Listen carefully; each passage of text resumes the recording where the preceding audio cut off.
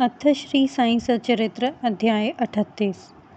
बाबा की हंडी, नाना साहेब द्वारा देवमूर्ति की उपेक्षा, नैवेद्य वितरण, छाछ का प्रसाद। गत अध्याय में चावड़ी के समारोह का वर्णन किया गया है।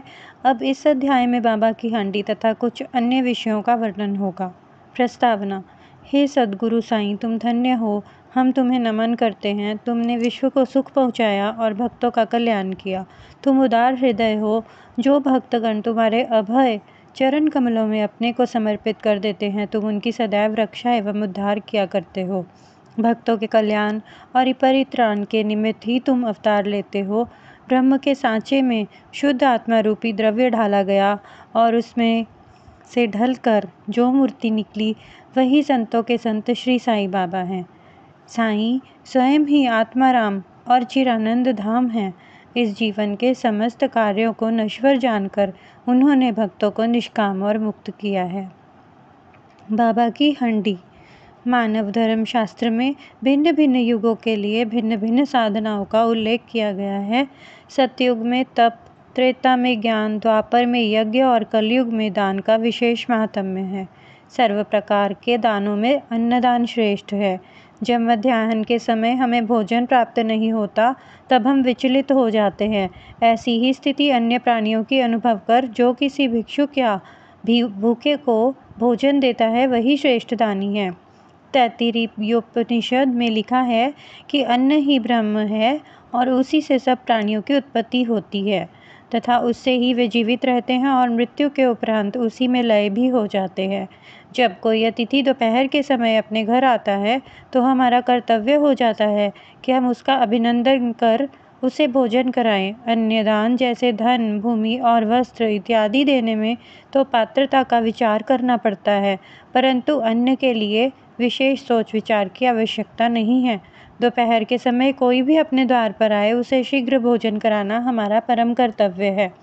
प्रथमतः लूले, लंगड़े, अंधे या रुग्ण भिखारियों को, फिर उन्हें जो हाथ पैर से स्वस्थ हैं, और उन्हें सभी के बाद अपने संबंधियों को भोजन कराना चाहिए। अन्य सभी की अपेक्षा पंगुओं को भोजन कराने का महत्व अधिक है। अन्नदान के बिना अन्य सब प्रकार के दान वैसे ही अपूर्ण हैं, जैसे कि चंद्रमा बिना तारे, पदक बिना हार, कलश बिना मंदिर, कमल रहित तालाब, भक्ति रहित भजन, सिंदूर रहित सुहागन, मधुर स्वर विहीन गायन, नमक बिना पकवान। जिस प्रकार अन्य भोज्य पदार्थों में दाल उत्तम समझी जाती है, उसी प्रकार समस्त दानों में अन्नदान श्रेष्ठ है। अब देखें कि बाबा किस प्रकार भोजन तैयार कराकर उसका वितरण किया करते थे। हम पहले ही उल्लेख कर चुके हैं कि बाबा अल्पाहारी थे और थोड़ा बहुत ही जो कुछ भी वो खाते थे, वह उन्हें केवल 2 गृहों से ही भिक्षा में उपलब्ध हो जाया करता था। परंतु जब उनके मन में सभी भक्तों को भोजन कराने की इच्छा होती थी, तो प्रारंभ से लेकर अंत तक संपूर्ण व्यवस्था वे स्वयं ही किया करते थे। वे किसी पर निर्भर नहीं रहते थे और ना ही किसी को इस संबंध में कष्ट दिया करते थे। प्रथमतः वे स्वयं बाजार जाकर सब वस्तुएं, अनाज, आटा, नमक, मिर्ची, जीरा, खोपरा और अन्य मसाले आदि वस्तुएं नगद दाम देकर खरीद लिया करते थे। यहाँ तक कि पीसने का कार्य भी वे स्वयं ही किया करते थे। मस्जिद के आंगन में ही एक भट्टी बनाकर उसमें अग्नि प्रज्वलित करके हंडी के ठीक नाप से पानी भर देते थे। हंडी 2 प्रकार की होती थी, एक छोटी और दूसरी बड़ी। एक में 100 और दूसरे में 500 व्यक्तियों का भोजन तैयार हो सकता था। कभी वे मीठे चावल बनाते, तो कभी मांस मिश्रित वाले चावल पुलाव बना देते थे। कभी कभी दाल और मुटकुले भी बना देते थे। पत्थर की सील पर महीन मसाला पीस कर हंडी में डाल देते थे। भोजन रुचिकर बने, इसका वे भरसक प्रयत्न करते थे। ज्वार के आटे को पानी में उबाल कर उसमें छाछ मिलाकर अम्बिल, जिसे आमटी भी कहते हैं, वो बनाते और भोजन के साथ सब भक्तों में समान मात्रा में बांट दिया करते थे। भोजन ठीक बन रहा है या नहीं, यह जानने के लिए वे अपनी कफनी की बाहें ऊपर चढ़ाकर निर्भय हो उबलती हुई हंडी में हाथ डालते और उसे चारों ओर घुमाया करते थे। ऐसा करने पर उनके हाथ पर ना तो कोई जलन के चिन्ह और ना ही चेहरे पर कोई व्यथा की रेखा प्रतीत हुआ करती थी। जब पूर्ण भोजन तैयार हो जाता तब वे प्रसाद मस्जिद से बर्तन मंगाकर मौलवी को फातिहा पढ़ने को कहते थे। फिर वे म्हालसा पति तथा तात्या पाटिल के प्रसाद का भाग पृथक रखकर शेष भोजन गरीब और अनाथ लोगों को खिलाकर उन्हें तृप्त करते थे। सचमुच वे लोग धन्य थे। कितने भाग्यशाली थे वे, जिन्हें बाबा के हाथ का बना और परोसा हुआ भोजन खाने को प्राप्त हुआ। यहाँ कोई यह शंका कर सकता है कि क्या वे शाकाहारी और मांसाहारी भोज्य पदार्थों का प्रसाद सभी को बांटा करते थे? इसका उत्तर बिल्कुल सीधा साधा और सरल है। जो लोग मांसाहारी थे उन्हें हंडी में से दिया जाता था तथा शाकाहारियों को उसका स्पर्श तक न होने देते थे। ना कभी उन्होंने किसी को मांसाहार का प्रोत्साहन किया और ना ही उनकी आंतरिक इच्छा थी कि किसी को इसकी सेवन की आदत लग जाए। यह एक अति पुरातन अनुभूत नियम है कि जब गुरुदेव प्रसाद वितरण कर रहे हों तभी यदि शिष्य उसके ग्रहण करने में शंकित हो जाए तो उसका अधः पतन हो जाता है। यह अनुभव करने के लिए शिष्यगण इस नियम का किस अंश तक पालन करते हैं वे कभी कभी परीक्षा भी ले लिया करते थे। उदाहरणार्थ, एक एकादशी के दिन उन्होंने दादा केलकर को कुछ रुपए देकर कुछ मांस खरीद लाने को कहा। दादा केलकर पूरे कर्मकांडी थे और प्राय सभी नियमों का जीवन में पालन किया करते थे। उनकी यह दृढ़ भावना थी कि द्रव्य, अन्न और वस्त्र इत्यादि गुरु को भेंट करना पर्याप्त नहीं है। केवल उनकी आज्ञा ही शीघ्र कार्यान्वित करने से वे प्रसन्न हो जाते हैं। यही उनकी दक्षिणा है। दादा शीघ्र कपड़े पहनकर एक थैला लेकर बाजार जाने के लिए उद्यत हो गए। तब बाबा ने उन्हें लौटा दिया और कहा कि तुम न जाओ, अन्य किसी को भेज दो। दादा ने अपने नौकर पांडु को इस कार्य को निमित्त भेजा। उसको जाते देखकर बाबा ने उसे भी वापस बुलाने को कहकर यह कार्यक्रम स्थगित कर दिया। ऐसे ही एक अन्य अवसर पर उन्होंने दादा से कहा कि देखो तो नमकीन पुलाव कैसा पका है। दादा ने यूं ही मुंह देखी कह दिया कि अच्छा है। तब वे कहने लगे, तुमने ना अपनी आंखों से देखा है ना जीवा से स्वाद लिया, फिर तुमने यह कैसे बता दिया कि यह उत्तम बना है? थोड़ा ढक्कन हटाकर तो देखो। बाबा ने दादा की बाँह पकड़ी और बलपूर्वक बर्तन में डालकर बोले, थोड़ा सा इसमें से निकालो और अपना कट्टरपन छोड़कर चख कर देखो। जब माँ का सच्चा प्रेम बच्चे पर उमड़ आता है तब माँ उसे चिमटी भरती है, परंतु उसका चिल्लाना या रोना देखकर वह उसे अपने हृदय से लगाती है। इसी प्रकार बाबा ने सात्विक मातृ प्रेम के वश हो दादा का इस प्रकार हाथ पकड़ा। यथार्थ में कोई भी संत या गुरु कभी भी अपने कर्मकांडी शिष्य को वर्जित भोज्य के लिए आग्रह करके अपनी अपकीर्ति कराना पसंद नहीं करेगा। इस प्रकार यह हंडी का कार्यक्रम सन 1910 तक चला और फिर स्थगित हो गया। जैसा पूर्व में उल्लेख किया जा चुका है कि दासगणों ने अपने कीर्तन द्वारा समस्त बम्बई प्रांत में बाबा की अधिक कीर्ति फैलाई। फलतः इस प्रांत से लोगों के झुंड शिरडी को आने लगे और थोड़े ही दिनों में शिरडी पवित्र तीर्थ क्षेत्र बन गया।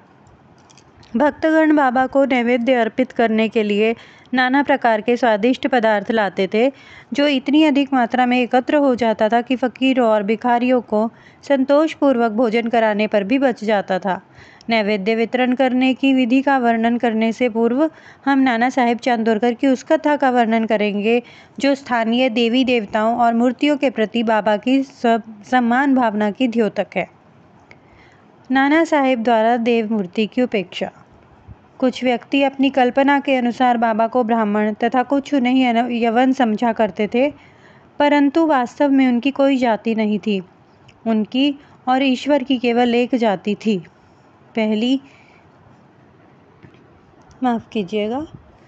कोई भी निश्चयपूर्वक यह नहीं जानता कि उसे किस कुल में जन्मे और उनके माता पिता कौन थे।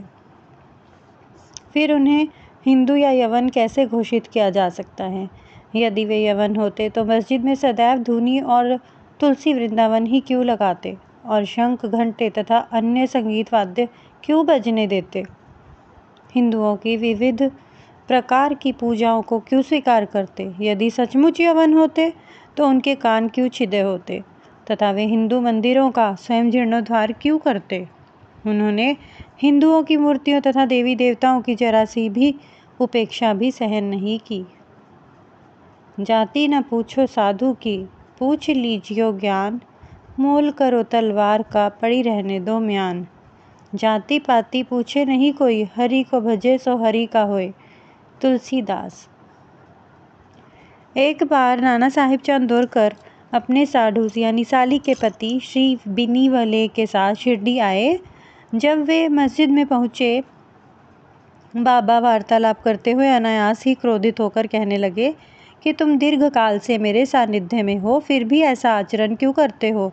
नाना साहेब प्रथमतः इन शब्दों का कोई अर्थ ना समझ सके, अतः उन्होंने अपना अपराध समझाने की प्रार्थना की। प्रत्युत्तर में उन्होंने कहा कि तुम कब कोपर गांव आए और फिर वहां से कैसे शिरडी आ पहुंचे। तब नाना साहेब को अपनी भूल तुरंत ही ज्ञात हो गई।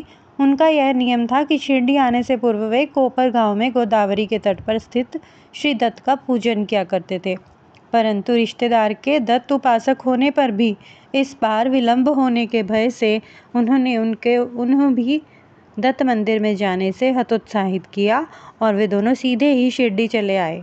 अपना दोष स्वीकार कर उन्होंने कहा कि गोदावरी में स्नान करते समय पैर में एक बड़ा कांटा चुभ जाने के कारण इतना अधिक कष्ट हो गया था। बाबा ने कहा कि यह तो बहुत छोटा सा दंड था और उन्हें भविष्य में ऐसे आचरण के लिए सदैव सावधान रहने की चेतावनी दी। नैवेद्य वितरण। अब हम नैवेद्य वितरण का वर्णन करेंगे। आरती समाप्त होने के पश्चात बाबा से आशीर्वाद तथा उदी प्राप्त कर जब भक्तगण अपने अपने घर चले जाते, तब बाबा पर्दे के भीतर प्रवेश कर निंबर के सहारे पीठ टेककर भोजन के लिए आसन ग्रहण करते थे। भक्तों की 2 पंक्तियां उनकी समीप बैठा करती थी। भक्तगण नाना प्रकार के नैवेद्य, पूरी, मांडे, पेड़ा, बर्फी, बासुंदी, उपमा, सांझा, अम्बे, मोहर, भात इत्यादि थाली में सजा सजा कर लाते और जब तक वे नैवेद्य स्वीकार नहीं कर लेते तब तक भक्तगण बाहर ही प्रतीक्षा किया करते थे। समस्त नैवेद्य एकत्रित कर दिया जाता, तब वे स्वयं ही भगवान को नैवेद्य अर्पण कर स्वयं ग्रहण करते थे।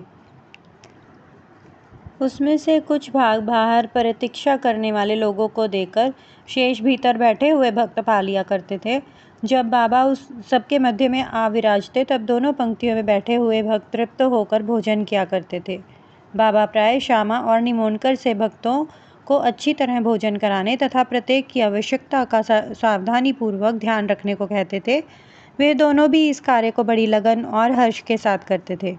इस प्रकार प्राप्त प्रत्येक ग्रास भक्तों को पोषक और संतोषदायक होता था। कितना मधुर, पवित्र, प्रेम रसपूर्ण भोजन था वह, सदा मांगलिक और पवित्र। छाछ का प्रसाद। इस सत्संग में बैठकर एक दिन जब हेमाड पंत पूर्णतः भोजन कर चुके, तब बाबा ने उन्हें एक प्याला छाछ पीने को दिया। उसके श्वेत रंग से वे प्रसन्न हो गए, परंतु उधर में जरा सी भी गुंजाइश ना होने के कारण उन्होंने केवल एक ही घूंट पिया। उनका यह उपेक्षात्मक व्यवहार देखकर बाबा ने कहा कि सब पी जाओ, ऐसा सुअवसर अब कभी ना पाओगे।